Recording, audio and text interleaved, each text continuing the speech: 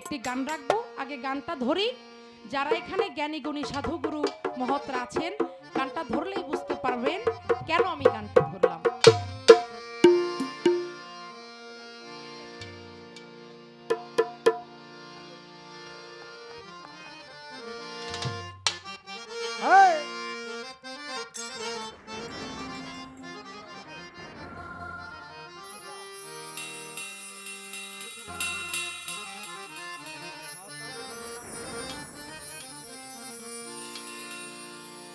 ওই নাম ভুল করিলে যাবি রে মারা মরবি রে বিষমফেরে।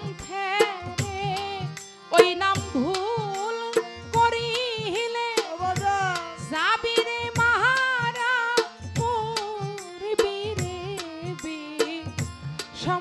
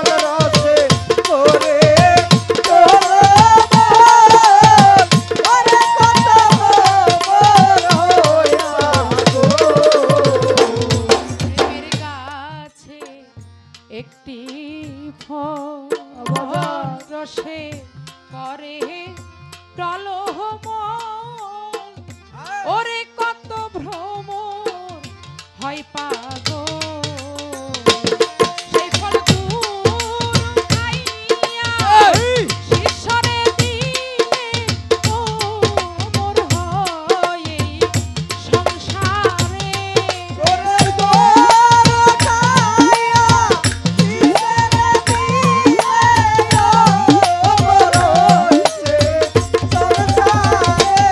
সেই ফলগুলো খাইয়া ঈশ্বরের দিলে অমর হয় এই সংসারে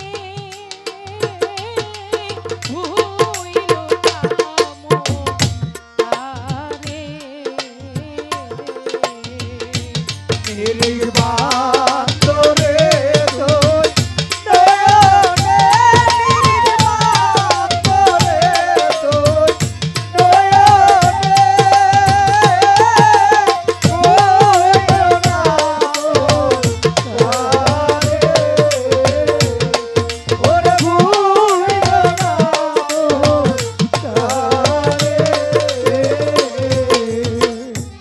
ফকির কালু সাতাই কয় জয় না বলি যে তোমায় ওরে সেই প্রেম সামানে তো নয় ফকির কালু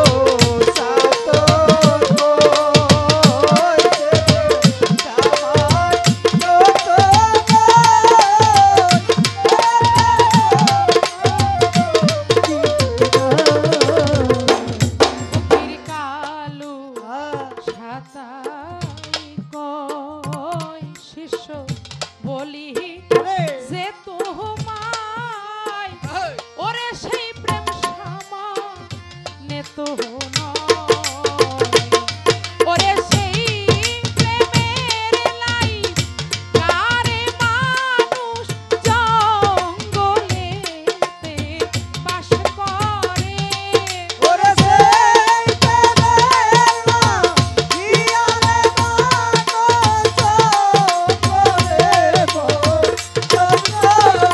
শ্যাম বাবা সেই প্রেমের লাই গারে মানুষ জঙ্গলেতে বাস করে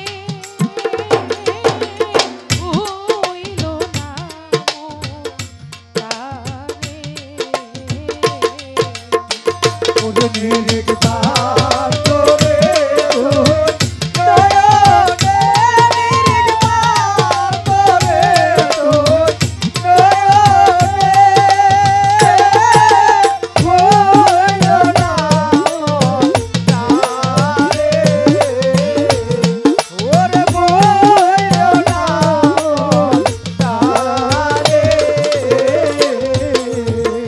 আস্তে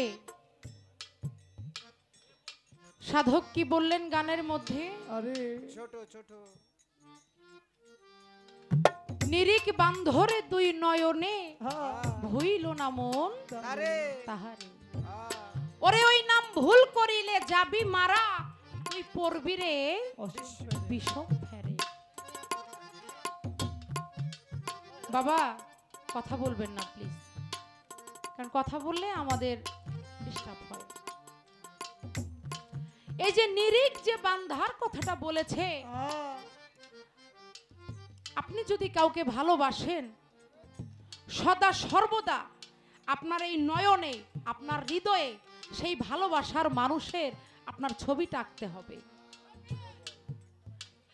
একজন ভক্ত একজন শিষ্য সে যদি তার গুরুর ছবি সেই গুরুর যে সুরতটা সেটা যদি সদা সর্বদা তার নয়নে তার হৃদয়ে যদি আঁকতে না পারে তাহলে সে কখনোই তাকে সঠিক ভালোবাসতে পারবে না কারণ সে যদি আসলেই তাকে ভালোবেসে থাকে শয়নে স্বপনে নিশীথ জাগরণে আপনি যেখানেই বলেন না কেন ওই ভক্ত যে শিষ্য ভক্ত সে যেখানে যে অবস্থায় থাকবে সদা সর্বদা তার গুরুর রূপ তার নয়নে থাকবে কারণ সে তাকে ভালোবাসে পৃথিবীর সবকিছুই তার মধ্যে সে দেখে তার নিরিখটা ঠিক রাখতে বলে এটাকেই বলে নিরিখ। অর্থাৎ ধ্যান খেয়ালটা আপনার ঠিক রাখতে হবে। যদি নিরিখটা ঠিক রাখেন তাহলে আপনার কখনো আর ফেরে পড়তে হবে না, কখনোই আপনি সেই ভালোবাসার থেকে বঞ্চিত হবেন না, সেই ভালোবাসার মধ্যে আপনার কখনোই ঝামেলা থাকবে না, কোনো ফাঁক সেখানে থাকবে না। আর যখনই আপনার সেই গুরুর নিরিখটা আপনি ধ্যান খেলার মধ্যে রাখতে পারবেন, আপনি যেখানেই বিপদে পড়েন, আপনি ইহকাল বলেন, আপনি পরকাল বলেন, গুরুর ছবিটা যদি আপনার আঁকা থাকে, সেই ছবিটা যদি, সেই সম্পদটা যদি আপনি আয়ত্ত করতে পারেন, আপনাকে কখনোই কোনো বিপদে আপনাকে ছুঁইবে না। এই জন্যই সাধক বলেছে যে নিরিখ বান্ধরে দুই নয়নে ভুইল না মন তারে। কারণ সেই নিরিখ যদি তুমি একবার ভুলে যাও, ভুল করিলে যাবি মারা, পড়বি রে কথা সত্য। গানের প্রথম অন্তরের মধ্যে বললেন, যদি নিজেকে চিনো আগে গুরুকে মানো, দেহ পাশ করে আনো। বাবা হাদিস শরীফে বর্ণনা করেছে, মান আরাফা নাফসাহু ফাকাত আরাফা রাব্বাহু। যে চিনল নিজেকে সে চিনল তার রবকে, তার প্রভুকে। নিজেকে না চিনা পর্যন্ত আপনি কখনোই আল্লাহ আল্লাহ রাসূলের দিদার পাবেন না। তাদেরকে পাইতে গেলে অবশ্যই আপনাদের একটা উসিলা, একটা রাস্তা আপনাদের অবলম্বন করতে হবে। আর এই যে নিজেকে চেনার কথা যে বললো, এই নিজেকে আপনি কি করে চিনবেন? হ্যাঁ, একজন অন্ধ কি কখনো আরেক অন্ধকে পথ দেখাইতে পারে? না, পারে না। অজ্ঞানী যায় জ্ঞানীর কাছে, চৈতন্য জ্ঞানে পাওয়ার আসে। ওই জ্ঞান বিকশিত যার হয়েছে দেখলেই চিনা যায় লক্ষণ। ওই লক্ষণ দেখে আগে আপনার গুরু ধরতে হবে। অবশ্যই সৈয়দ আবুল হাশেম চিশতি দয়ালের দরবারে আসতে হবে। এইরকম যারা আছে, আমার ল্যাংটা বাবা, আমার রব চিশতি, আমার শাহালি বাবা, আমার রশিদ চান, এইরকম যারা আল্লাহর ওলি, তাদের দরবারে যাইতে হবে। যারা প্রিয় কামেল মোর্শেদ, গুরুর কাছে যে আপনার হাত দিতে হবে। হাতে হাত দিয়ে যখন আপনি বায়াত গ্রহণ করবেন, তখন এই যে আপনি যাহা আছে বিশ্ব ব্রহ্মাণ্ডে, তাহা আছে মানব ভাণ্ডে। তাহলে পা থেকে মাথা পর্যন্ত আপনি যে নিজেকে চিনবেন, আপনি কে, কেন পৃথিবীতে আল্লাহ পাক আপনাকে পাঠাইছে, কিসের জন্য, আপনার কি কি করণীয়, এই যে বিষয়াদি আপনার ভিতরে কি আছে, নিজেকে চেনার যে প্রথাটা, নিজেকে চেনার যে রাস্তাটা, এটা একমাত্র আপনার গুরু আপনাকে শিখাইয়া দিবে। গুরুর কাছে না যাওয়া পর্যন্ত আপনি শিখতে পারবেন না। এই জন্য কবি বলেছেন যে যদি নিজেকে চিনতে চাও, রাসূলের সন্ধান পেতে চাও, আমার আল্লাহর নৈকট্য লাভ করতে চাও, তাহলে অবশ্যই তোমার গুরুর কাছে যেতে হবে। গুরুর কাছে গিয়ে নিজেকে তুমি চিনো।